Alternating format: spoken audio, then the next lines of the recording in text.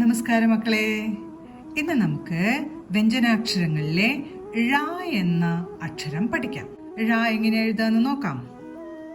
2 വരയുടെ മുകളിലത്തെ വരയിൽ നിന്ന് ഒരു യു പോലെ, ഈ യു പകുതി, 2 വരയുടെ പകുതി വലുപ്പത്തിലുള്ള ഒരു യു വരച്ച് അതിനുള്ളിലൂടെ താഴത്തെ വരയിലൂടെ നീട്ടി വച്ചാൽ ഴ എന്ന അക്ഷരമായി. ഒരിക്കൽ കൂടെ എഴുതാം. 2 വരയുടെ പകുതി വലുപ്പമുള്ള ഒരു യു വരയ്ക്കണം. അതിനുശേഷം അതിൻ്റെ ഉള്ളിലൂടെ വന്ന് ഈ അടിയിലത്തെ ലൈനിലൂടെ തന്നെ വരുമ്പോഴാണ് നല്ല ഭംഗിയുള്ള ഴ എന്ന അക്ഷരം നമുക്ക് വരയ്ക്കാൻ പറ്റുക. ഴ എങ്ങനെയാണ് ഒരിക്കൽ കൂടെ വരയ്ക്കാം. 2 വരയുടെ പകുതി വലുപ്പമുള്ള യു വരച്ചു. അതിൻ്റെ ഉള്ളിലൂടെ എടുത്ത് ലൈനിന്റെ അടിയിലത്തെ വരയിലൂടെ നീട്ടി വരയ്ക്കുമ്പോൾ ഴ എന്ന അക്ഷരമായി.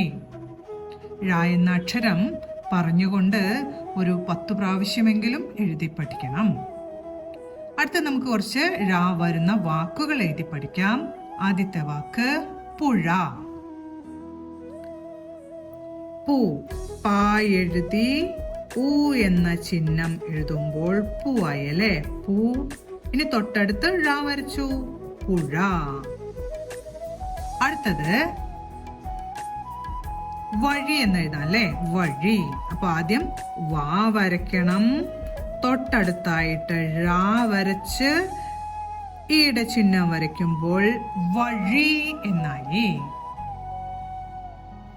അടുത്ത നമുക്ക് കുഴി എന്നെഴുതാം, കുഴി.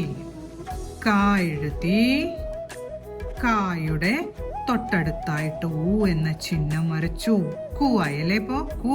ഇനി ഴ എഴുതി ഈയുടെ ചിഹ്നം വരയ്ക്കണം. ഴ വരച്ച് ഈ എന്ന ചിഹ്നവും കൂടെ വരയ്ക്കുമ്പോ കുഴി എന്ന വാക്കായി. അടുത്ത നമുക്ക് ഒരു വാക്ക് കൂടെ എഴുതാം, പഴുതാര. പാ എഴുതി ഴു ആവാനായിട്ട് ഴ വരച്ച് ഊ എന്ന ചിഹ്നം വരച്ചു, പഴു. താ എഴുതി ആ എന്ന ചിഹ്നം വരച്ചു, പഴുതാര, പഴുതാര. അപ്പൊ നമ്മൾ ഇന്ന് ഴ എന്ന വ്യഞ്ജനാക്ഷരമാണ് പഠിച്ചത്. കൂടാതെ ഴ വരുന്ന വാക്കുകളും പഠിച്ചു. പുഴ, വഴി, കുഴി, പഴുതാര.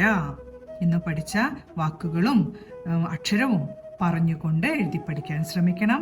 ഇനി നമുക്ക് അടുത്ത വീഡിയോയിൽ കാണാം. നമസ്കാരം.